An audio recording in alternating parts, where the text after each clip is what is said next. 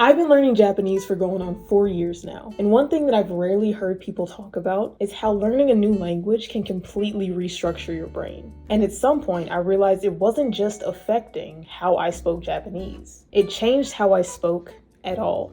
The first change I noticed was how much slower my words came out. In English, since it is my native language, I'm able to think and speak at the same time. Words come out and I figure out what I mean as I'm saying them. In Japanese, it doesn't quite work that way. Before I even think of opening my mouth, I gotta have verb conjugations, level of politeness, directness, all of that figured out. And sometimes whether I should even be saying anything at all. That pause started as a thing I did only in Japanese, but over time it followed me back to English. I hesitated, not because I was unsure, but because I was deciding how I wanted something to land. And once you start pausing, you start realizing something else. See, in Japanese, who you're talking to matters just as much as what you're saying. The same idea can sound completely different based on your relationship with the person, the setting, or even the mood in the room. You're constantly adjusting. Softer phrasing here, indirect answers there, and sometimes just letting things stay unsaid because they're already understood. At first, that constant ebb and flow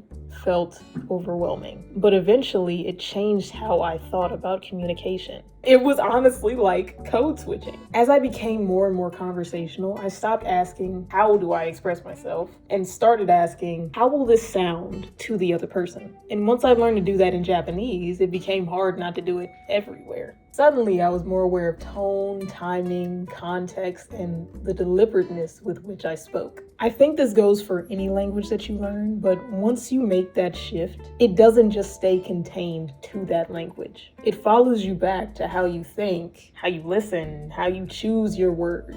And in a quiet way, it teaches you that how you say something is just as important as what you say.